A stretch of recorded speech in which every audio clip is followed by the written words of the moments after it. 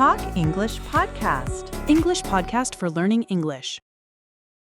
How much of your life are you actively losing just by starting on time? We've been lied to. The idea that productivity means never putting things off is a fallacy, a productivity myth that's burning us out. What if your tendency to delay wasn't a flaw, but a hidden cognitive lever? What if I told you that the secret to deep work isn't relentless activity, but strategic procrastination? That's what we're dissecting today, and by the end of this episode, your entire approach to focus will be inverted. Welcome back to the Talk English Podcast, your dedicated space for advancing your fluency by delving into complex ideas. I'm John, and today we're tackling a concept that is both an epidemic and potentially a superpower: procrastination. Today, I'm thrilled to be joined by a time management expert, a productivity psychologist, and a longtime friend of the show, Rachel. Rachel, welcome. Thanks, John. It's great to be back. That hook was certainly incendiary. Most people hear procrastination and immediately think failure. I'm here to tell them the narrative is far more nuanced. Absolutely. And for our advanced English learners, this episode is a special challenge. We're going to break down this complex topic, the paradox of strategic delay, across 3 distinct English proficiency levels: B1, B2, and C1. Our goal isn't just to talk about productivity, it's to demonstrate how your language itself matures and gains depth as you move through these levels. Before we dive into the deep end, if you enjoy learning English through challenging conversations like this, please take a moment to hit that like button, subscribe to the Talk English Podcast, and share this video with a friend who is always putting things off. It's the small, consistent habits that help this channel grow. Precisely. Let's start with the basics, Rachel. For our B1 learners, what does procrastination look like on a typical run-of-the-mill day? At the B1 level, the conversation is straightforward. It's about describing actions and using simple time markers. So, what's your normal approach to a difficult task, like writing a long email or starting a big project? Well, I always try to start early, but sometimes I delay things. For example, if I have to write a difficult report, I put it off. Instead, I check my email, I make coffee, or I clean my desk. I know this is a bad habit. I waste time because I feel stressed about the main task. I should start the report, but I don't want to. So I do easy things first. And what happens when you finally start the report? Usually I start late. Maybe I begin the report at 4 p.m. when the deadline is tomorrow morning. Then I have to work quickly. It's not good because I feel pressure. I see. It sounds like you are avoiding the hard work by choosing simple tasks. Many people do this. What advice do you give to someone at this basic level? I tell them you must break the task down. If the report is too big, try to write only 1 paragraph first. Or you can set a timer for 10 minutes and only work for that time. This helps to start the job. The main thing is to just begin. So the B1 conversation is just about listing activities and recognizing the simple problem and solution. Exactly. Simple verbs, simple sentences. I put it off, I check my phone, I feel bad, I must start. It's the functional English needed for basic day-to-day conversation about tasks. That's a great baseline. And for everyone listening who wants to see all the B1, B2, and C1 vocabulary from this episode, remember you can download the complete PDF transcript, which includes vocabulary explanations, a quiz, and grammar notes, all in the description link below. Don't put that off. A perfect example of a manageable task. Now, John, let's move up the language ladder. It's time to stop just describing what we do and start explaining why. Welcome to the B2 level, where the language becomes more conversational and reflective. Here, we transition from simple reporting to explaining motives and consequences. Precisely. When we talk about B2 procrastination, we are trying to understand the psychology behind the delay. I've heard people say, "I work better under the gun." They feel the adrenaline is the only thing that allows them to muster the energy for the task. That's a great B2 phrase, working under the gun. But is that truly more productive, or is it just a coping mechanism? It's usually the latter. It's often a vicious circle. The fear of failure leads to delay, which creates high-pressure work, which reinforces the feeling that you can only perform well when stressed. This cycle is what we need to break free from. When I face a tough task, I find myself indulging in what I call productive distraction. I'll suddenly feel compelled to tidy up my file structure or respond to old, non-urgent messages. It makes me feel productive, but it's really just a distraction. That's textbook avoidance behavior. The difference at the B2 level is we can articulate why we do it. Instead of just saying, "I check my email," we say, "I deliberately divert my attention to simple, menial tasks because they offer an immediate sense of accomplishment, thereby temporarily alleviating the anxiety of the main project." That is a massive leap in linguistic complexity. And that's where the idea of strategic delay starts to emerge.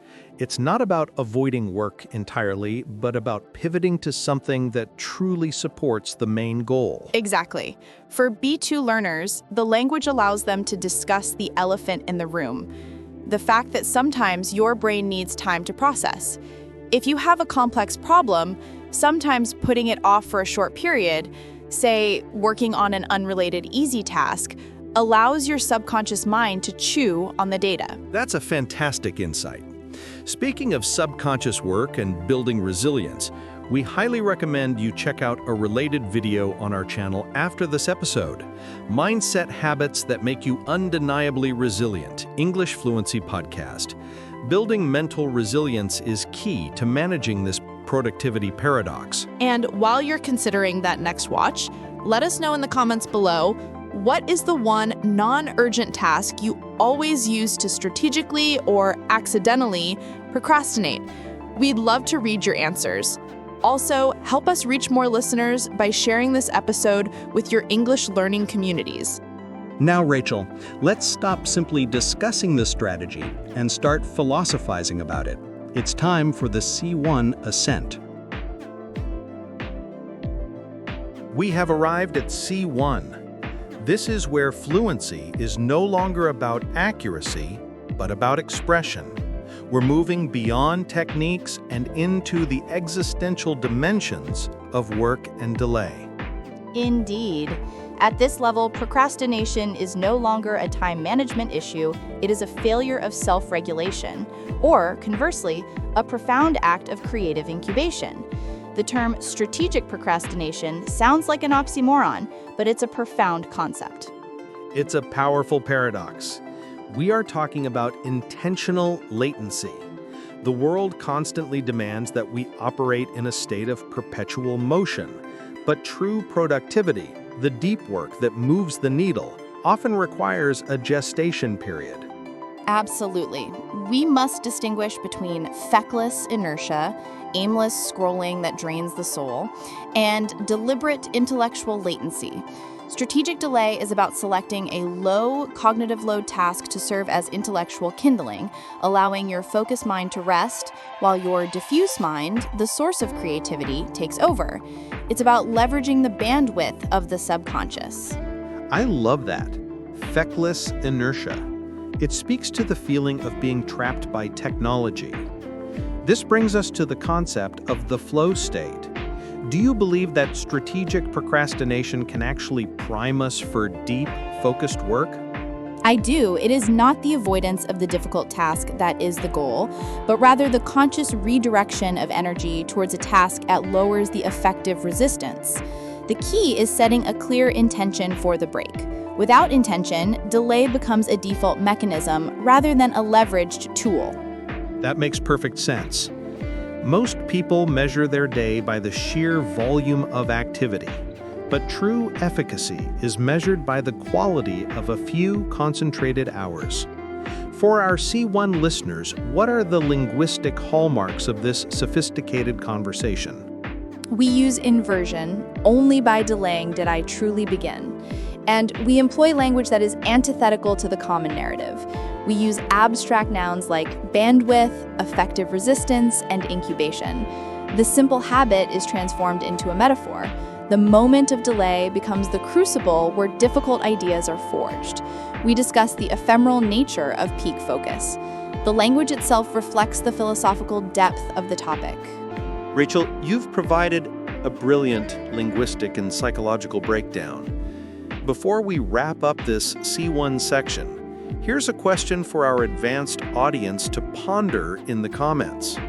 If strategic procrastination is a tool, what philosophical line separates a leveraged pause from damaging self-sabotage? Tell us your thoughts using C1 level language. That's a fascinating prompt, John. It requires not just an answer, but a fully formed argument.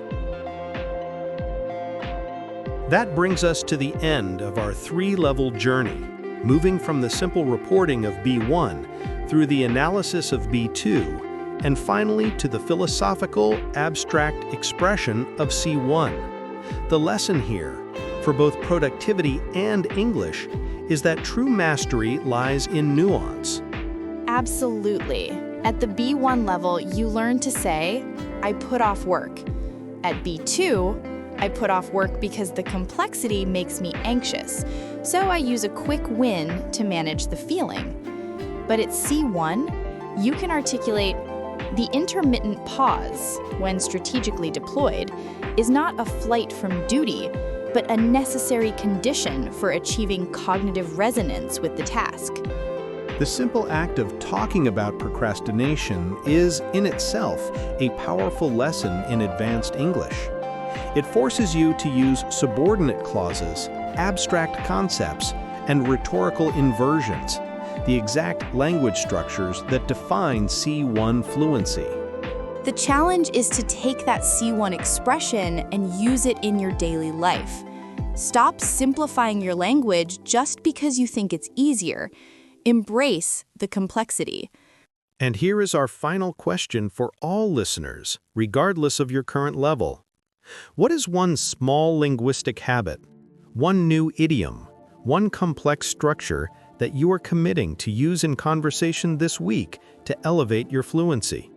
Rachel, thank you for guiding us through the paradox of productivity and the nuances of high-level English. It has been genuinely insightful. My pleasure, John. Keep challenging yourselves, listeners. Before you go, we have two quick final actions for you.